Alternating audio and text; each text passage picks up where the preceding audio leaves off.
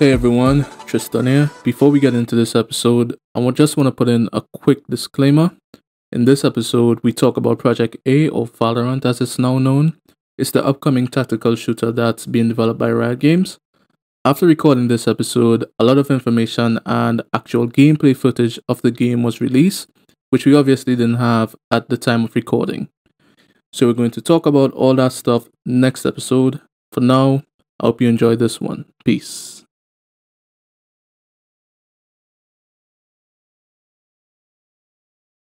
Welcome back, guys, to episode 16 of gamingti. I'm Imani. And I'm Tristan.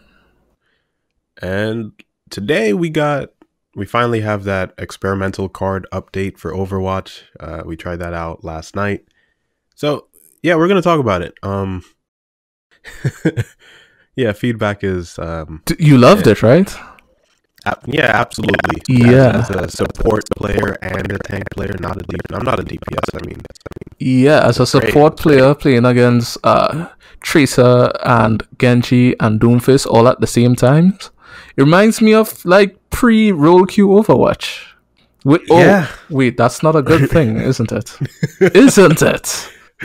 Nope. The whole point of roll queue, right, was... Oh, shit. I didn't even explain what the experiment was. Oh yeah, good point.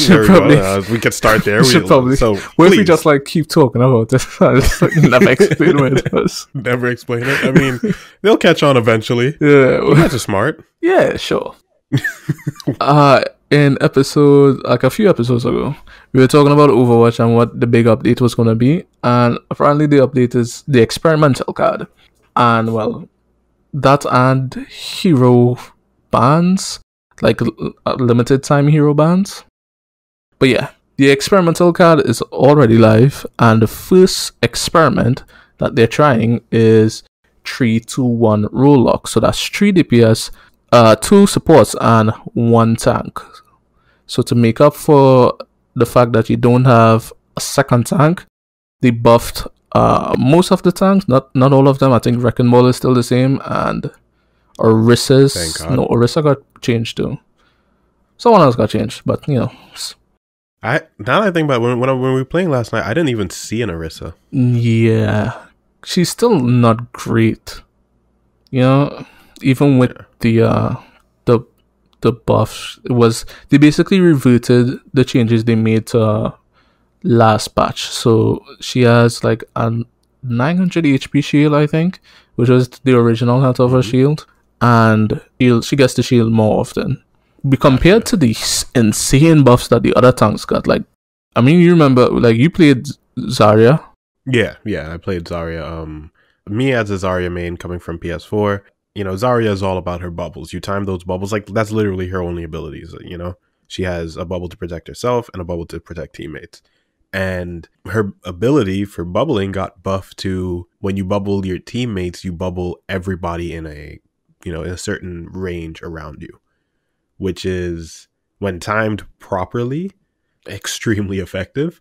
But I will say, since they dropped the amount of charge that you get, so basically you used to be able to get 40 charge if somebody is shooting at your bubbles, they dropped it to 30.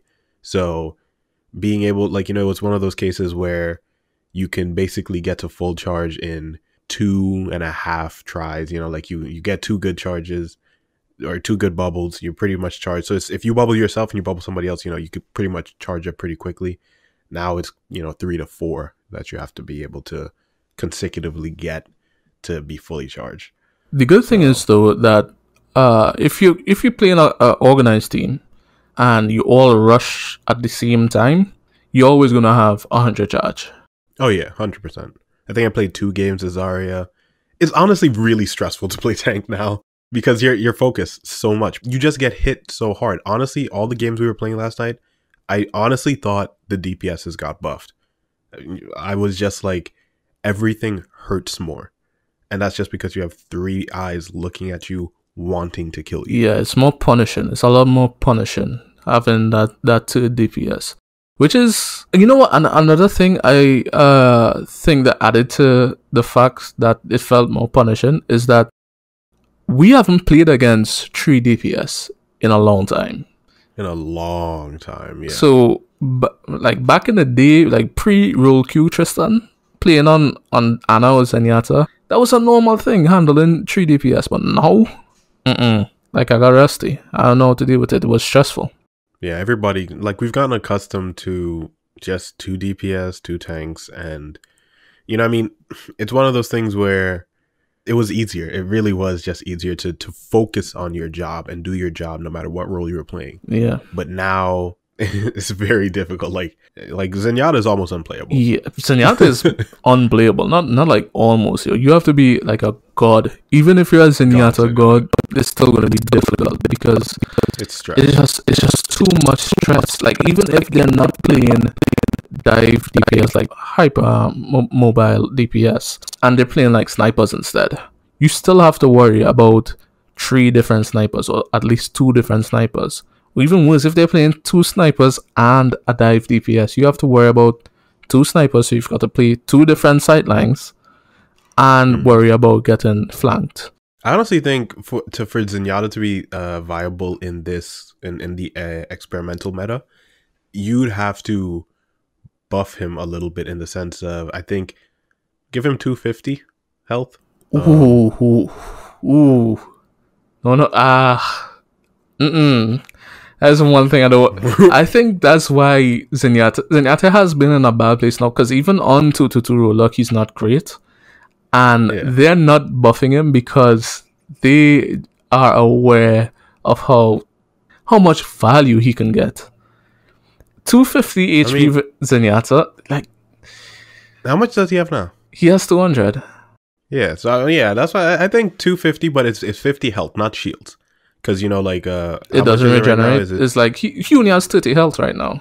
Right. And I think if you add 50, so it's now 80 health, and then, you know, the rest is shields. So it'll have to be shields, bro. Because because if it's health, you'll take away one big counterplay, which is Sombra. If Sombra gets an EMP off on Zenyatta now, she could just melee him and kill him, because the EMP takes away shields. So when you EMP as Zenyatta, all he is left with is that 30 HP.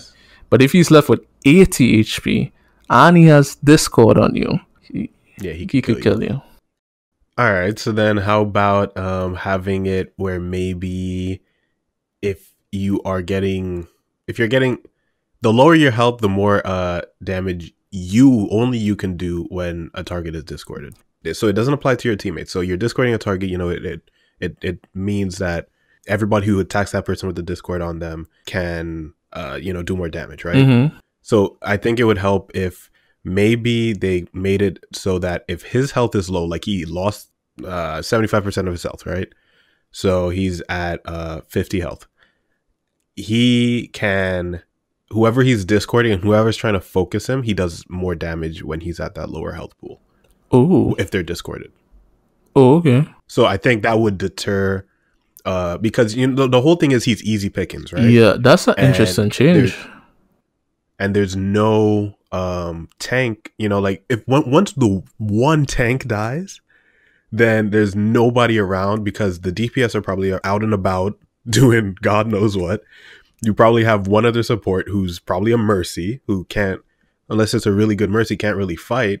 So you have to kind of straddle the border between a DPS and a support character, right? And I think if you make him a little bit more DPS like, that would deter DPSs from trying to just come at him alone. And you know what I would see being really big if that change goes through this fictional change that you just made up that I love. Batiste Zenyatta would be the pick all the time because Batiste has the immortality.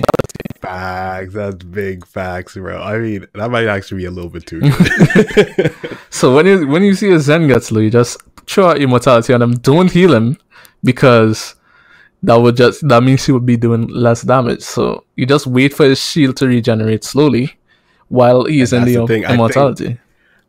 I think that, you know, since he does have most of his health as shields, it's like a case of like he's really in this burst damage state for a very small period of time. Like once they're not doing damage to him and his shields start to regen, it automatically kind of just reverts back to normal damage.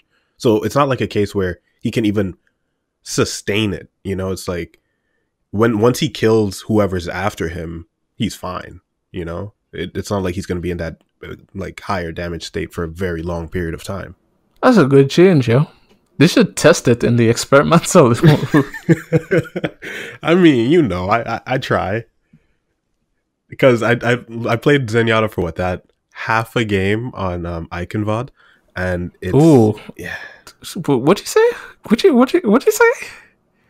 Did you hit IconVOD? that IconVOD? Oh, Mr. German over here. You know, I mean, I got German friends, and you know, IconVOD. Wow, it's IconVOD. You know, all right. I was gonna say a joke, but it's not. So I'm gonna just skip that. But yeah, like half a game, and it was just a case of like, all right, back to Mercy, because this is absolutely, I mean, generally speaking, I'm kind of trash on Zenyatta anyway. Like, I haven't really played him on PC very much. Yeah, so keep using that as an excuse. Yeah, okay. Mm-hmm. I mean, it's like timing the, like, since I don't even know the binds for his Discord and his healing orb, it's like timing it, and you know, like, I think if I get a little bit more used to the keys that are used for Discord, and because I used to be a pretty decent Zenyatta on console, I can say with full confidence I have the rapid Discord achievement, which is like, I think it's one of the hardest achievements to get, and I think it's Discord and kill 4 characters in 6 seconds or something like that. I think 0.4% of Overwatch players on PS4 have it. I think the only way to get that is either through a shatter or grab. Like, I can't see any other way. Yeah, so it's get 4 kills or assists with Zenyatta's Orb of Discord within 6 seconds. Yeah. That has to be shatter or grab. That can't, like, if you're getting that accomplishment just in normal play, then you're a god and you should be in the Overwatch League. I mean, I did it on like Christmas 2017, 2016, some shit like that. And yeah, it's so ridiculously hard to get. Like, to this day, it's one of the, I think it's one of the few achievements that I can say, like, yeah, that shit, like, and it wasn't even like one of those things where it's like I just happened to get it. It was like, I want this achievement and I'm just going to keep playing Zenyatta until I get it. And then I finally got it. I was like, I'm never playing Zenyatta. I've peaked. There's nothing more to do. There's nothing more I can do. I will never do anything greater on this character, so it doesn't even make sense playing him again. Doesn't even matter. I swear that but yeah. So I mean, I think that would be a proper change that can definitely help out the Omnic monk himself. But I think in that mode, what would eventually happen, like I was telling you this last night, is that if they were to actually do that and the meta settled, I think it would settle on triple sniper, simply because there's no tank right now to pressure the backline. You only have one tank, so you could only apply frontline pressure. Otherwise, if you leave the frontline and go for their backline, that means your backline is just automatically exposed. So right. Even if you killed their backline as a tank, you're gonna lose the fight anyway because you abandon your backline. So your backline is gonna die anyway. And that's the thing. It really is one of those cases where, I mean, it really, I guess, depends on the supports are what's going to help carry the team, right? And once the tank isn't there and the supports get picked off by snipers, everybody's just kind of like free pickings, you know, just take your time. Yeah. And then it becomes even worse depending on what map you're playing on, because then it's a case of, as soon as the supports come back, we can eliminate them before they even get to heal people. Yeah, especially on maps like really long sight lines, like Blizzard World Second Point. As a Widowmaker, you could stand up on top one of the pylons on the map, and you could see the defending spawn if you're attacking. Yeah. So you could get a pick and just literally just sit up there, and the tank can't chase you because that's not their job. They can't do that. The DPS has to chase you or try to deal with you. Exactly. And I think, again, it's one of those things where long sight lines mean that you're also seeing the DPS coming from a mile away. Yep. it really is going to become and then the only way to take out a sniper is with a sniper. So that's the most reliable. So it's just gonna be like Widow, Ash, and Hanzo every game. Yeah. Wait, is McCree hit scan? Yeah, McCree's hit scan. On some maps he might be viable, but yeah, I think he might some maps. Yeah, will be heavily map dependent though. On long sidelines map, it doesn't make sense. You're just gonna die on McCree. You're just gonna tickle them and then they're just gonna shoot you in the face and then you're back in spawn.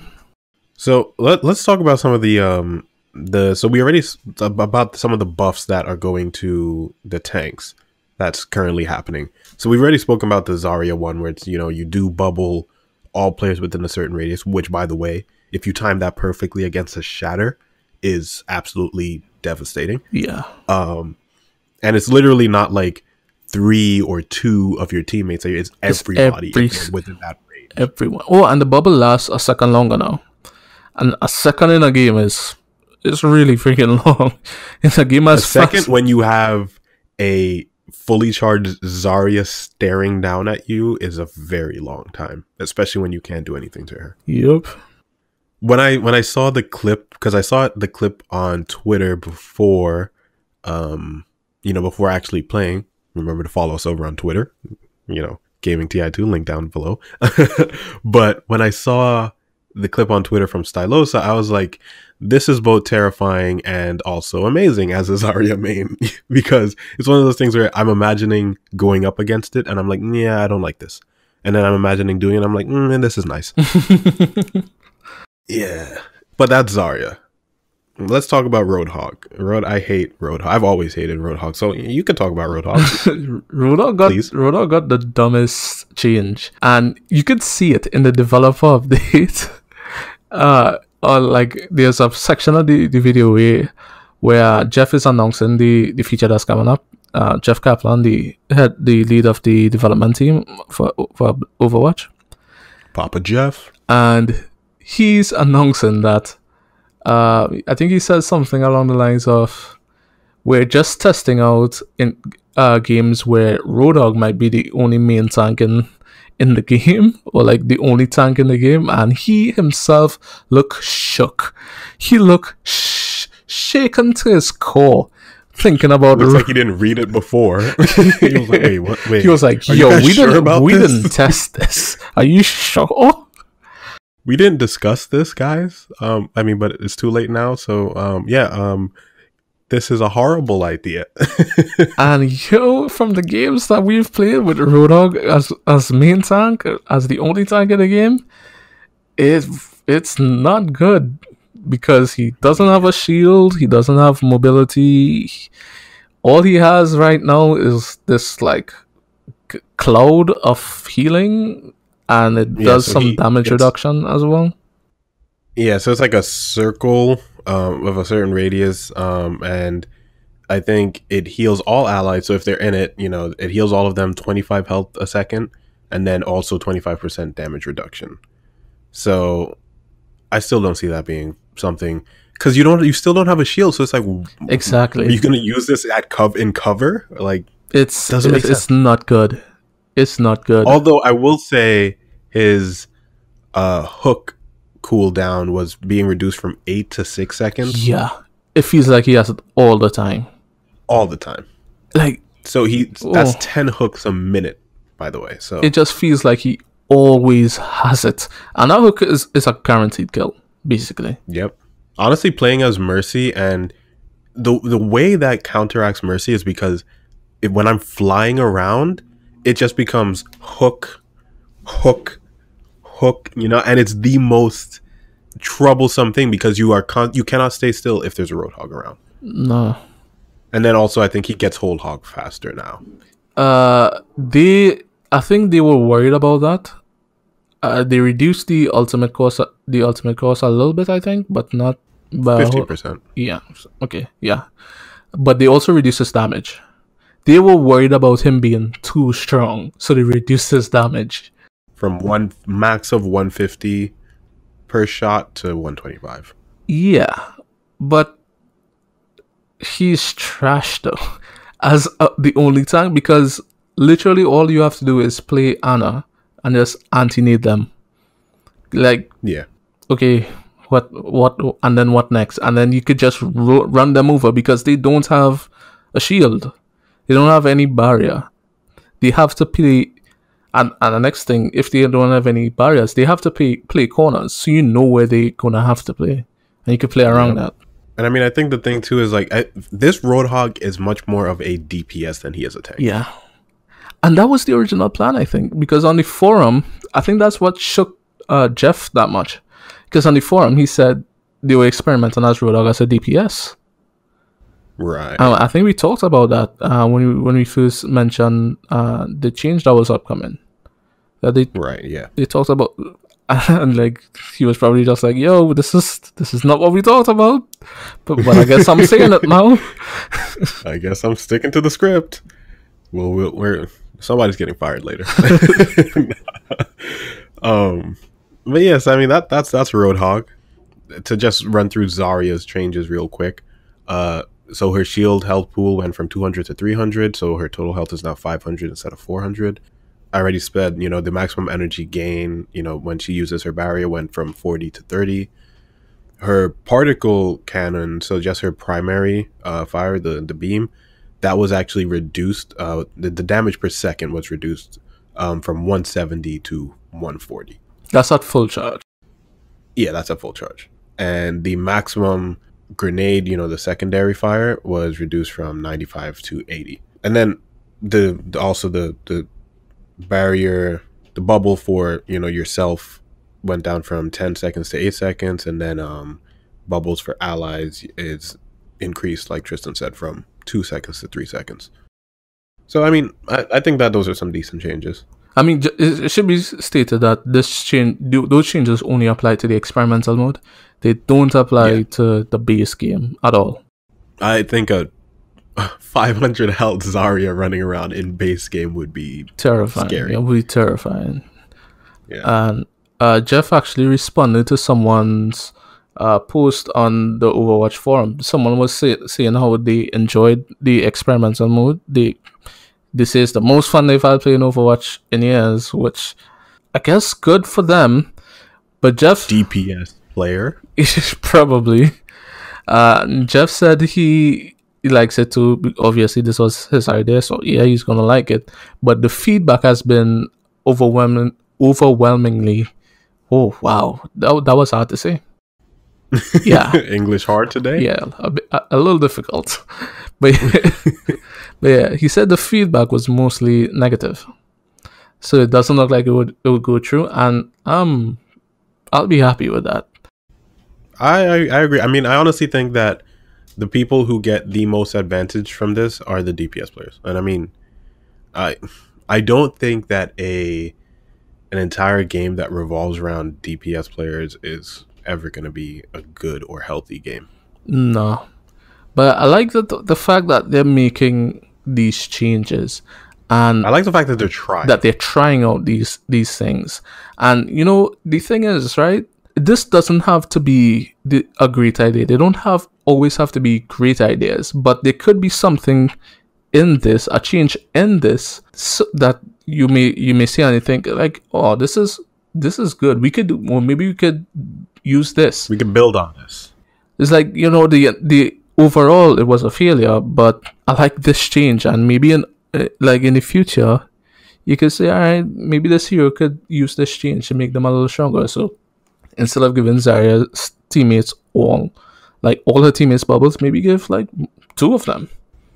Yeah, I honestly think having a situation where you can bubble 2 teammates, like it's kind of like you have 2 bubbles available for teammates that you kind of have to use consecutively. I think that would be a great change. Something like that. It's not like you always have 2 bubbles, and one is cooldown and then the other one isn't. It's like 2 different bubble cooldowns, but you have you use one and then you have like a solid 2 seconds to then use it again on a nearby teammate. I honestly think that having that change, especially if you have one tank, because the range is good for having, when your support players are close by, but when your support players are kind of far away or they're getting hooked and pulled and you want to bubble them and then maybe the other support player. I think having a double bubble like that, it would be a. I think that I would like that as a Zarya player. Yeah, that would be. I think it would be really strong. It would be really strong, but maybe too strong. Too strong if you have another tank. Yeah, if you have another tank. It's something that would be good for a solo tank situation. But you know what I wonder? You know what would be interesting if the game was so dynamic that you could pick any of the characters, right? Any you could have 3 DPS, 1 tank, 2 supports. Or so like imagine if when you have 3 DPS, 1 tank, 2 supports, it changes the tanks into that special tank mode, right? But then let's say if one of the DPS flex picks and chooses a tank, then they get reverted back to their normal stage. I think that would be a next thing they'll have to test out in the experimental card first. I don't think it's good, honestly. I think that could be very jarring, especially mid fight. Yeah, I think that would be broken actually, because what you can do is you could roll out on a comp and make the team counter you, and then instantly just counter everything they do by switching to a tank. True. Very true. So because like the other team sees you roll out on solo tank, they say, all right, let me roll out on solo tank too, just to match the aggression, just to get that extra DPS, because that extra DPS could make a huge difference. Yeah, like you said, with 3 DPS, it feels like it's more punishing, or it's like the DPS are just doing more because there's just more to look out for. Yeah. But let's say you roll out on Diva, and then one of the DPS goes back and spawn and say, you know what? Fuck this shit. Let me play Winston for the Genji or something like that. Yeah. Just countered instantly. Winston, by the way, with his... We were playing with an interesting Winston last night. I don't know what his idea of... This man was just diving everything. He was making space. Right? That was... And as a support player, having to rush in to try to save this dumb monkey sounds really bad. He was a dumb monkey. He really was. We're talking about the character, yeah. By the way. That sounds kind of bad. Oh yeah, for those who don't know, Winston is a monkey. He's a gorilla. Yeah, that. But a smart gorilla. Well, or a scientist, according to him. Yeah, he wears glasses, so scientist, yeah. Yeah, I mean, he is a scientist. He's probably like the smartest member of the Overwatch team. He's the one who he's the head, the lead, kind of. Yeah, he's the one who's let's bring Overwatch back, kind of head ass. You just roast him. It's like you all bring Overwatch back, head ass. You all gorilla head ass. Gorilla looking boy.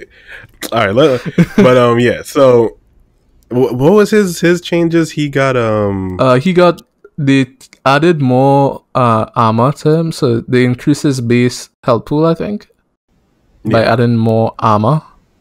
Is either that, or they just add more armor and kept his same health pools. One of the other. And I think his shield also. Yeah, his shield lasts longer, and he gets it faster. That shield is really, really oppressive. Like, it's not that much HP. I think it's only 900 HP. Yeah. But when it stays up for like, I think right now it's like 5 or 6 seconds, it feels like forever. Yeah, it really does. Even as like when I'm in it as a support character, I'm like, wow, this is a lot of time. Yeah, like as Ana, if I'm behind it trying to heal someone in front of it or inside of it, yeah, it just feels like it's always there.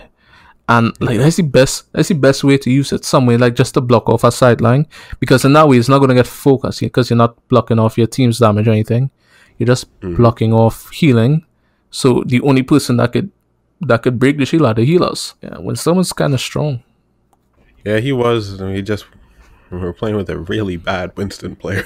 Yeah, he was just making space. I'll just jump in when I'm low HP. I'm making space and expecting us to heal him. Yeah, so he was making space.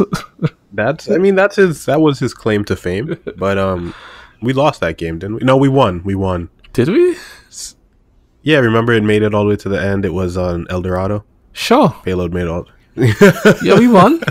Fuck yeah. I'm gonna call that shit a win. So Diva got a changes. Well, I think all of the tanks got changes. Some of them more minor than others, but Yeah. Diva, her entire health, her health ratio was adjusted. Her total health is still 600, but her armor went from 200 to 400, and her base health went from 400 to 200. Yeah. Her defense matrix, that shit lasts 4 seconds now. Yeah, that's infinity. It doubled.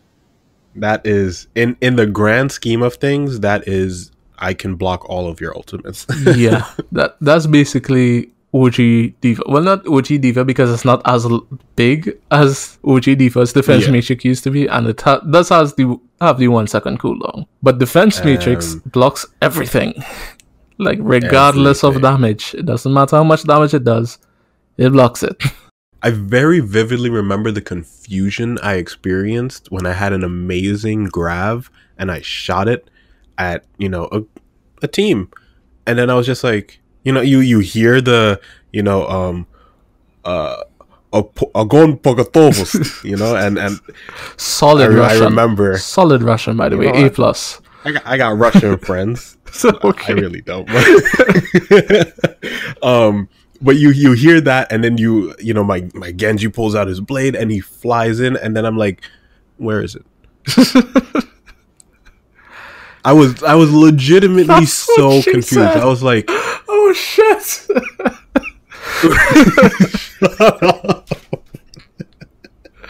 Oh god. No. But yeah. That is not what she said. Okay.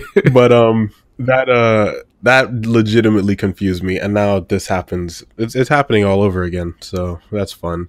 And then her she also had so normally she moves slower when she's shooting her primary. Particle cannon, I think. No, that's Zarya. Fusion cannons, yeah.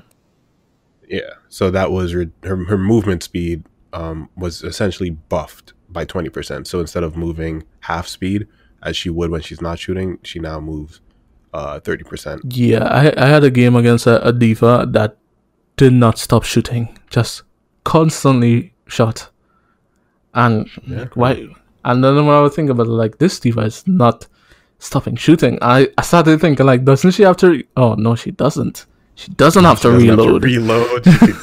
She can literally just keep stepping towards you. Yeah, and with that movement speed reduction, it's like, I think Supprt just becomes unplayable because you're just always gonna get decoded. Oh yeah, you're always gonna get hit. Yeah, easy. We already spoke about Orisa. Her cooldown was reduced for her shield was reduced from 10 to 8 seconds, and then her barrier health increased to 900, which is basically original. Yeah. Reinhardt. This was kind of interesting. So again, his total health is still 500. His armor health though went from 200 to 300, and his base health went from 300 to 200. His hammer though, damage increased to 90. 90 per swing. 90 per swing. And you know what Reinhardt means? He'll still be asking like, why do I have gold damage? Because you do 90 per swing and you don't have to aim that shit. You literally swipe across your screen while holding down left click. Exactly. It's like, why do I have gold damage? I will admit we were playing with a pretty decent Reinhardt, although he was a little bit too aggressive, but we won the game, so no. Oh, yeah, we won that. Yeah, we won every game, bro. That's how you gotta remember that shit. I mean, in my head, we won. That's all that matters. Reinhardt, and then also his barrier was its regen rate was increased from 200 to 250 a second. We already spoke about Roadhog, Sigma, new barrier. They just basically reverted his changes. He still sucks though. Yeah. 900 to 1200, and then regen rate increased from 120 to 200 a second. Yeah. And I think that's all the changes. So. Wrecking Ball, like I said earlier, remained the same. Yeah, so nothing interesting there. Hamtaro need to be out of the game. He's not even that. Like, have you heard of May and Sombra? Yeah, but I hate the fact that you have to pick them. He like, is a tank. He's a main tank. He's supposed to be offensive, bro. All I'm asking for is for his hook to detach when he's spinning around the damn point. Detach after 5 seconds. I don't care about how long it takes. Like 5 seconds, 8 seconds. Just detach. Like, you should not be able to just spin around the point for forever. That should just not be a thing. Oh god! 5 seconds he's spinning. Just cool. 8 seconds. Or Supprt, and he can't spin. I can't do that. Not when I'm a support player, bro. I can't just be like, oh, I'm gonna flame play your DPS now. Like every other support player does. Flame your DPS and blame them until they switch or start to throw or whatever. Blaming doesn't win me the game.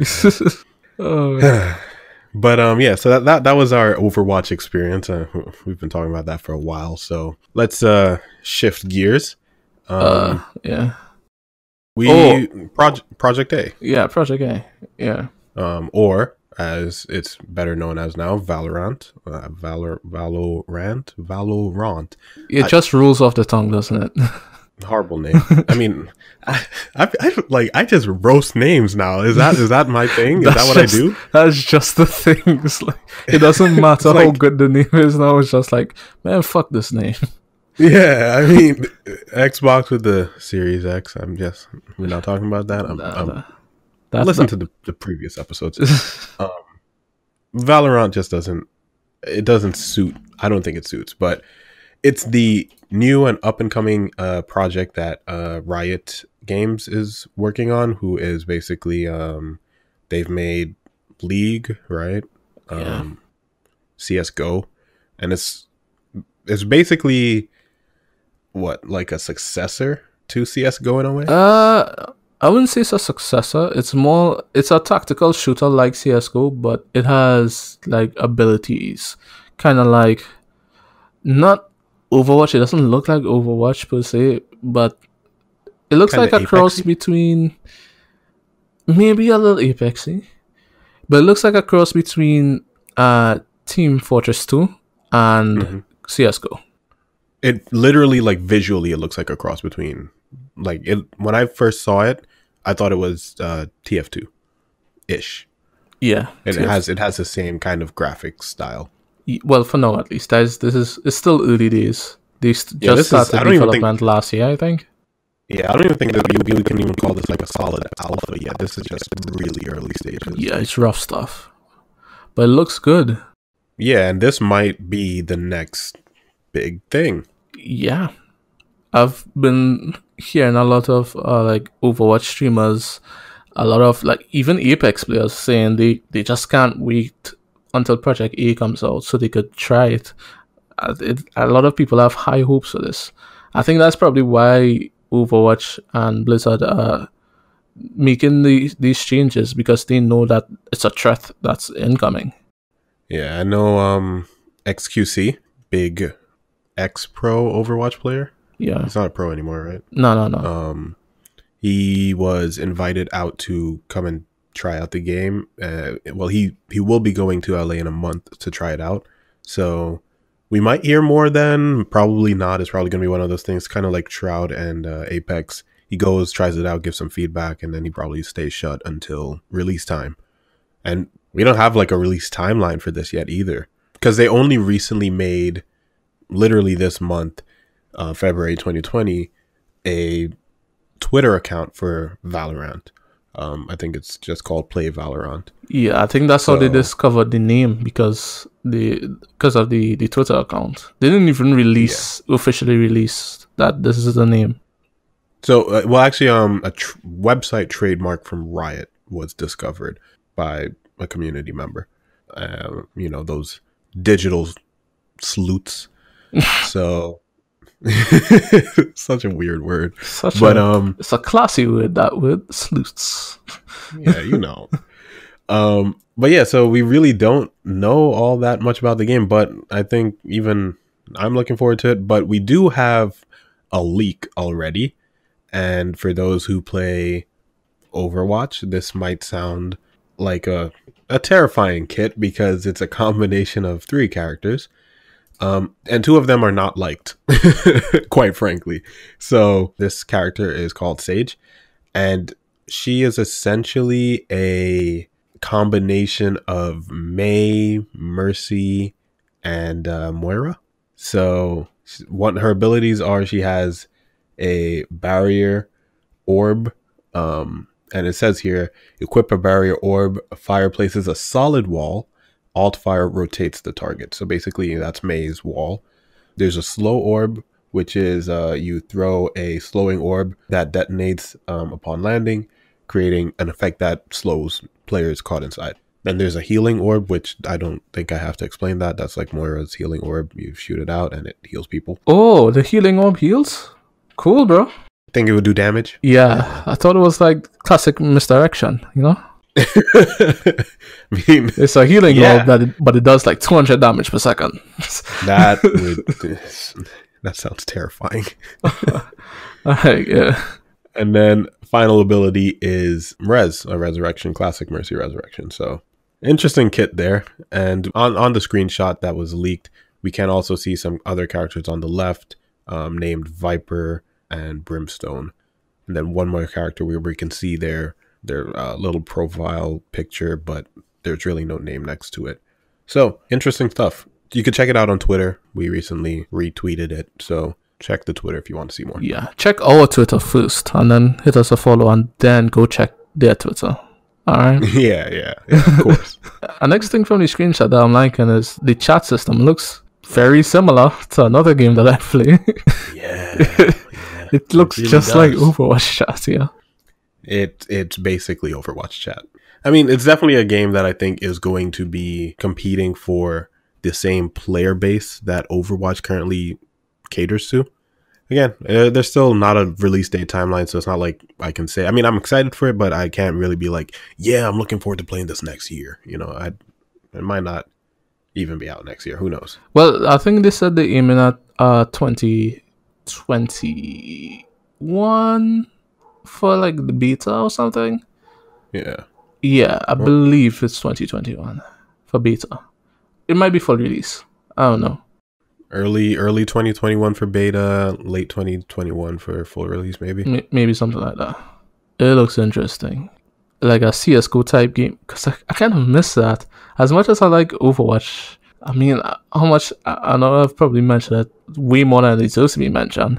But Dirty Bomb was my first shooter. FPS. Yes, and sometimes I miss games like that where you just have like really like satisfying sounding weapons, and like you don't have to worry about how much ever healing per second a target does. You don't need to do like complex maths in your head to figure out like, all right, I need to do exactly this much damage because if I don't do this, then the armor would protect them from getting this one shot. It's like you need to master combos and all that stuff. It's fun. It's a good part of Overwatch, but sometimes I just want to shoot you in the face and then you die.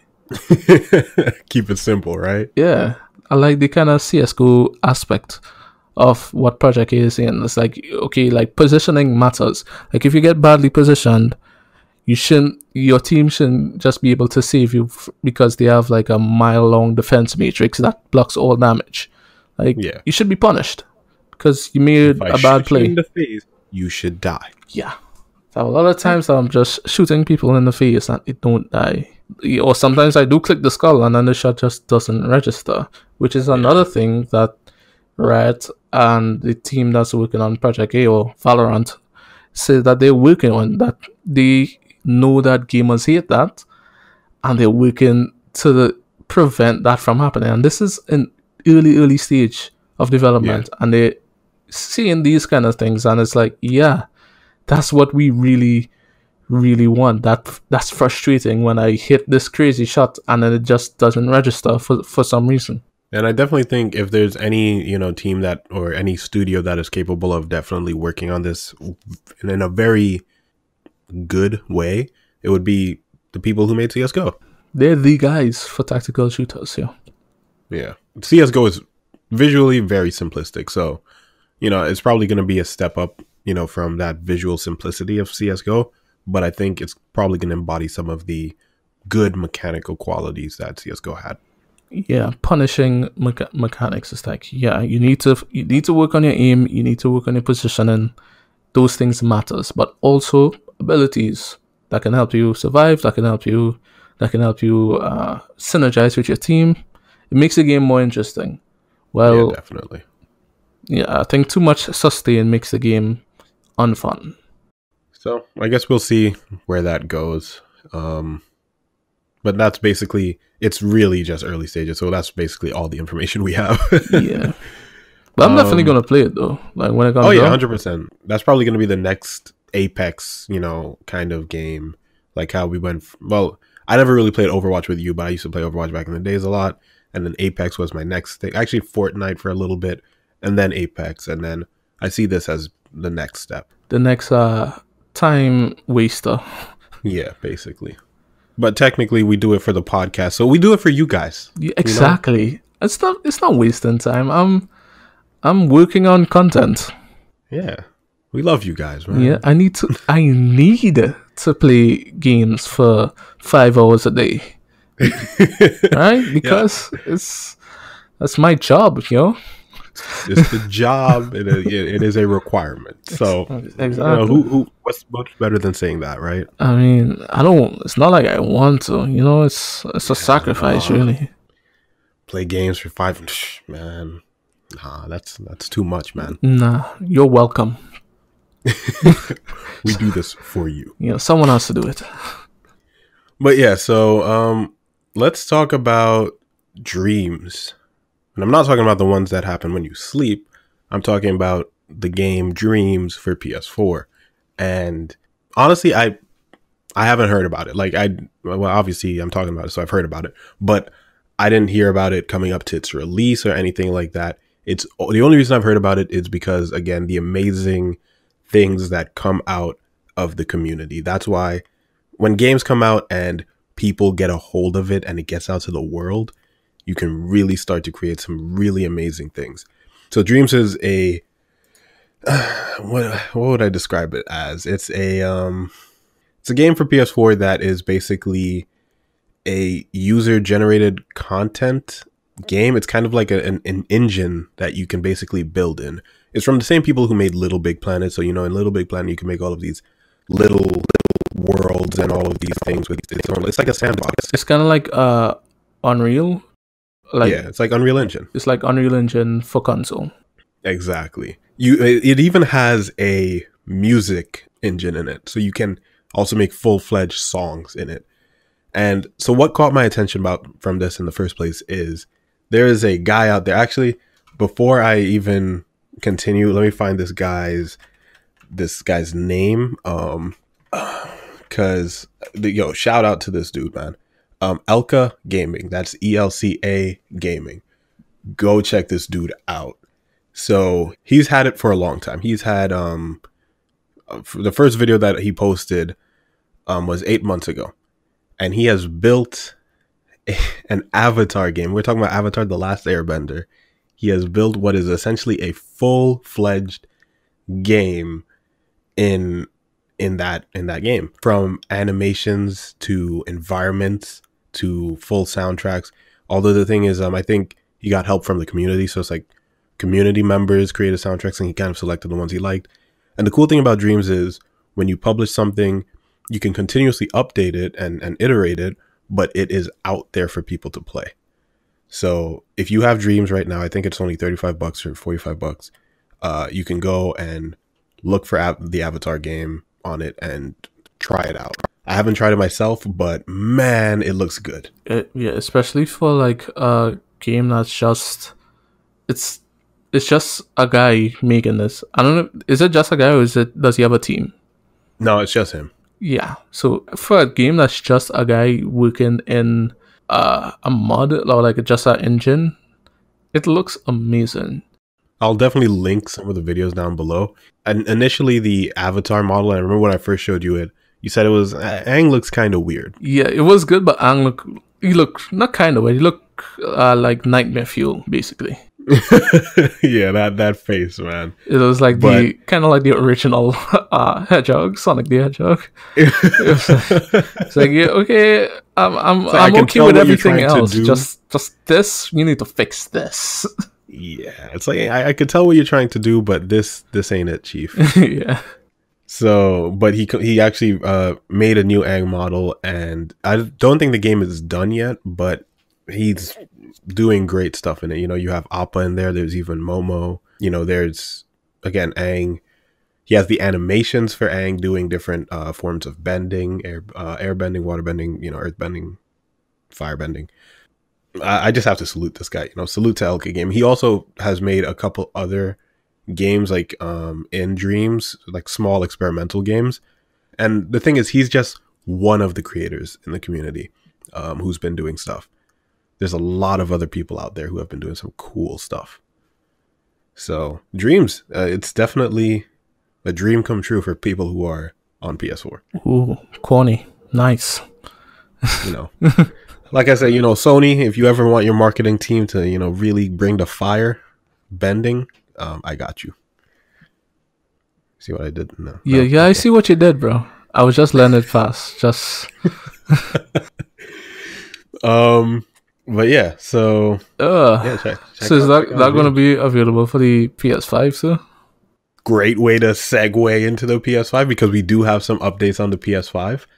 But one of the key features for the PS5 is it will be backwards compatible. So PS4 games will work on it. Oh, cool. Okay.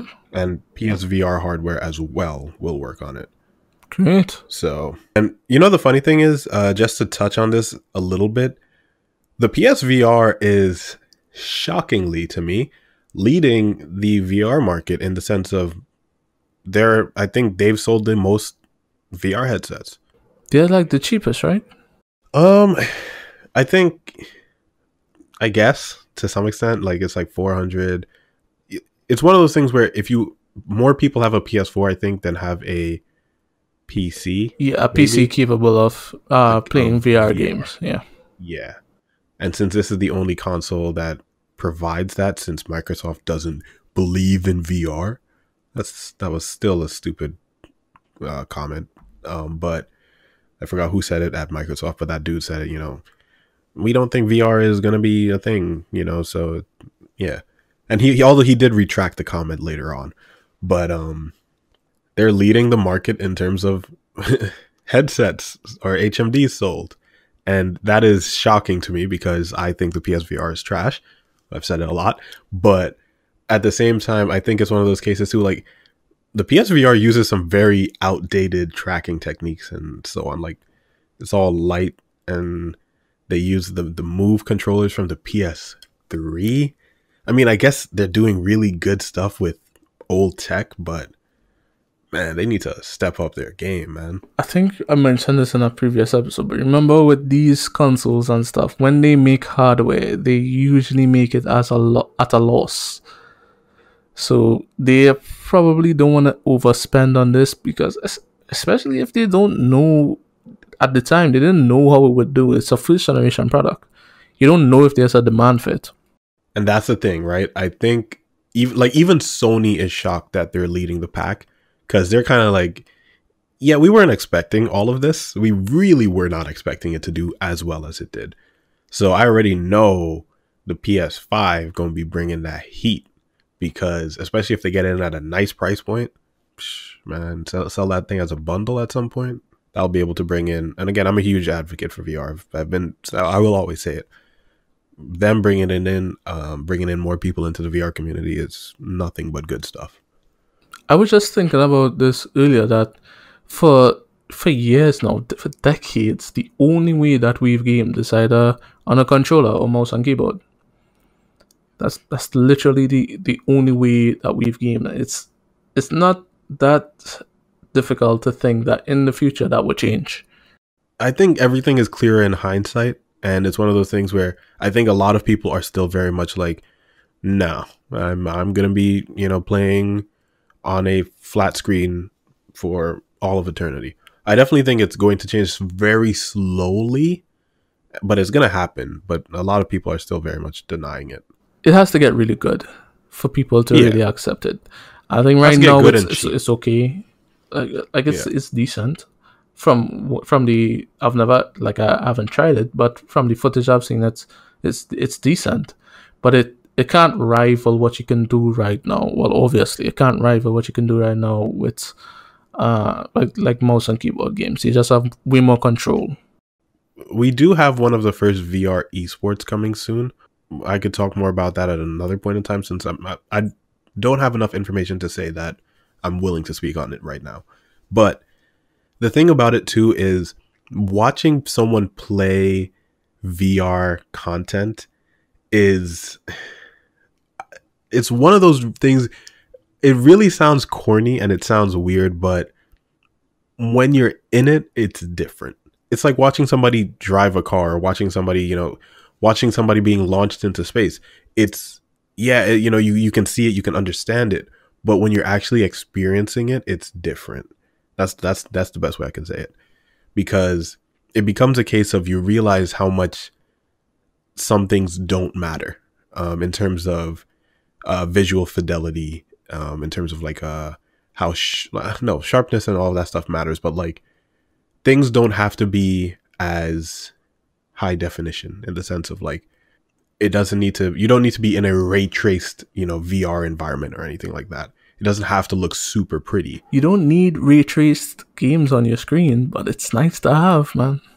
It's nice to have, right? But I think the thing is, comparing it to watching like a flat screen is still so different, because it really is one case when you are in it, you are literally in this 3-dimensional environment, and you are more amazed by the fact that, wow, I feel like I'm here, than you are about like, but those leaves look kind of weird though. You know what I mean? It's like, damn, that looks good. Like, even bad VR looks good. This is just like a long way around of saying VR is immersive, which is that if it wasn't, that would be really, really stupid, because that's the whole point, right? Well, yeah, exactly. But that's the thing. I think it's just like, people are so used to, games that are really great and so on, but they're not immersive. And once they get into an immersive environment, it's like, oh wow, now I understand. So yeah, I definitely think it's coming. But we also have some news with the Xbox Series X.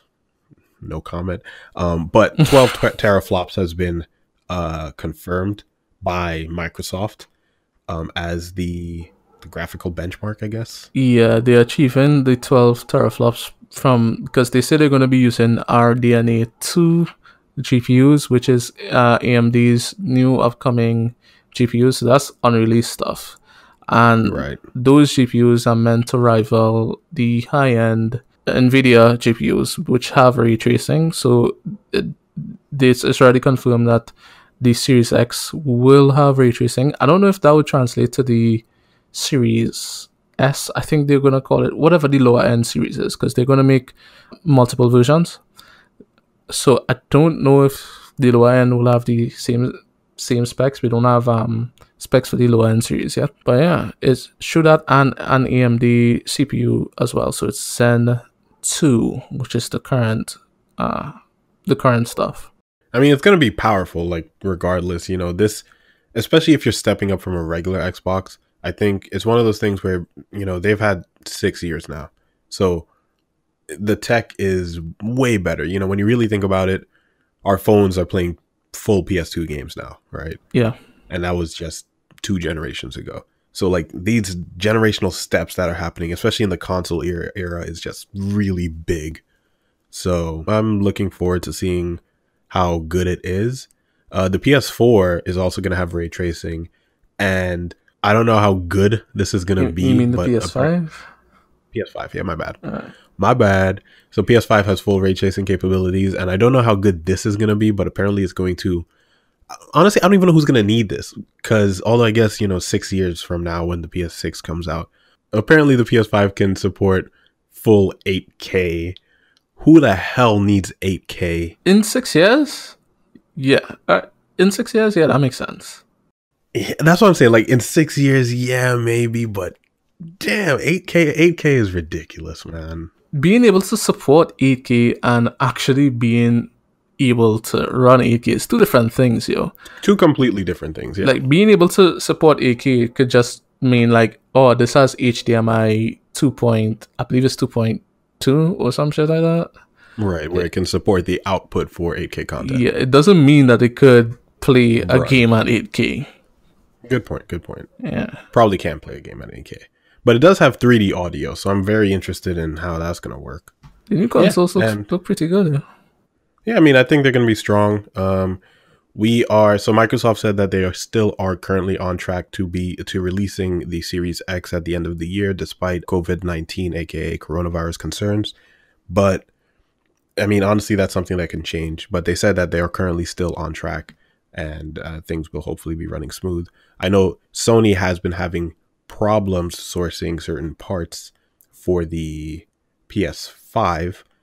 And I believe that has to do with memory, RAM. And because I believe that Microsoft bought up a huge amount of the stockpile that is needed. There was also like an issue with RAM. The main manufacturer of RAM is Samsung, right? Mm-hmm. And they had an issue at one of their factories where they lost a good bit of memory due to a power surge.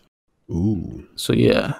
So a bunch of chips got fried? Yeah, they lost a good bit of RAM. So that probably is adding to the issue.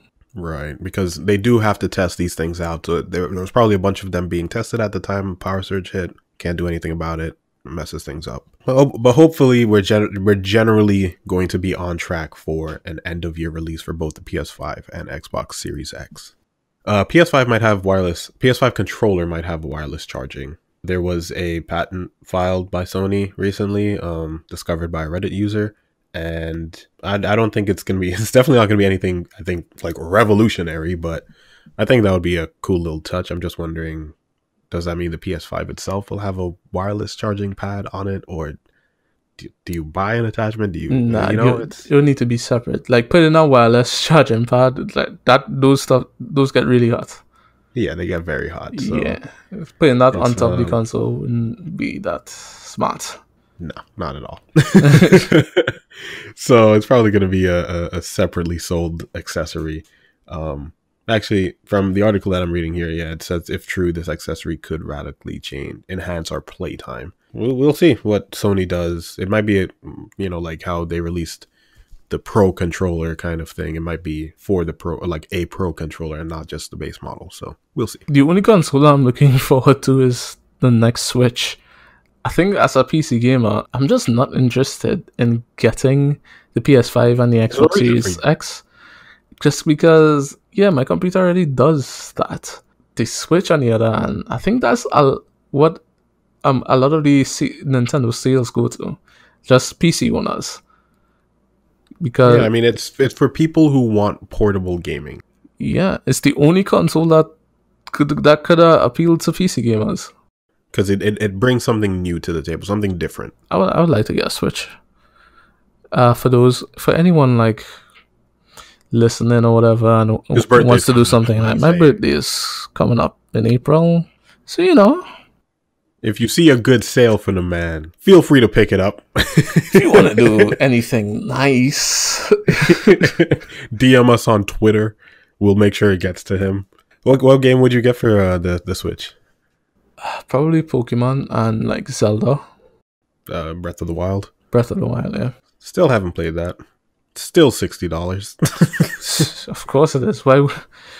Who are they competing against? It's like if you get a Switch, you have to buy Zelda Breath of the Wild. It's the best game on the Switch. Yeah, and it was one of the first games for the Switch too. So yeah, it's crazy. But I mean, again, I have a Switch. I use it seldomly. Like I use it. I realize I use it in bursts. Like I get a Switch game. I like it. It's like, oh, and then it's like, all right, well, I'll touch you again in 3 months. I really think it's useful for people who, again, like who maybe are traveling a lot and want something to do while. It'll be great for when self-driving cars become a thing. If self-driving cars are a thing like very soon, then I can play a game while I'm on my way to work. But since I drive, I have like no time to use it really. you be getting like you'll be seeing those like tragic stories of like self-driving car accident. Driver, well, occupant was playing Nintendo, this Nintendo Switch, didn't realize car ran into a tree. Yeah. I mean, there are some really unfortunate cases. Even I think recently a case was settled where an Apple employee got in an accident in his Tesla Model X, I believe, and he complained about the autopilot feature before messing up at a certain part of the highway, and unfortunately he did lose his life. But apparently it was recently, like Tesla recently, since everything is synced, they recently released like he was playing a game, I think, while the car was autopiloting, and yeah, obviously something happened. Again, what I will say is autopilot is not full self-driving. No, Autopilot is enhanced cruise control, basically. so and they very blatantly say this is meant to be used in conjunction with a human driver. You are still supposed to be aware and attentive, although there are all these stupid videos out there of people playing games or playing chess or sleeping or, while the car is generally capable of doing that, if you're not willing to put your life in the hands of the car, please pay attention. Yeah. And again, this is not to bash the poor guy who lost his life or the several people who have lost their lives, but pay attention if the car is moving, Yeah, like, the technology isn't there yet. We're not there yet.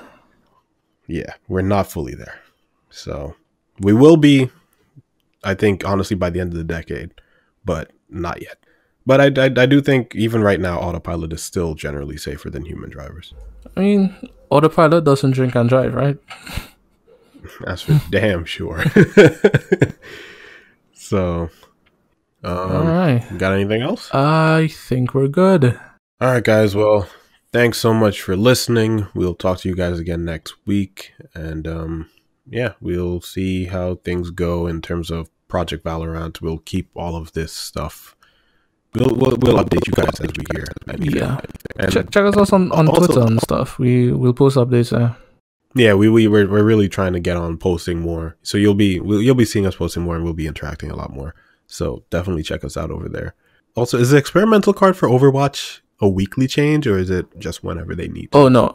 Okay, so Jeff said it would be randomly. They'll put it up when they have something in testing, and it will last typically a few days to a week. Gotcha. Okay, so yeah, I mean, we might be getting another experimental card in Overwatch soon. We might not. We'll see how it goes. But if we do, we'll test it out. We'll come back with some feedback. So yeah, definitely, we'll do those rigorous testing for you guys. We have to. That 5 hours of gaming, man. So much work. I'm traumatized already. I'm not looking forward to that, yo. It's not easy. But thanks again, guys, for listening. We'll talk to you guys again next week. All right. Peace. Peace.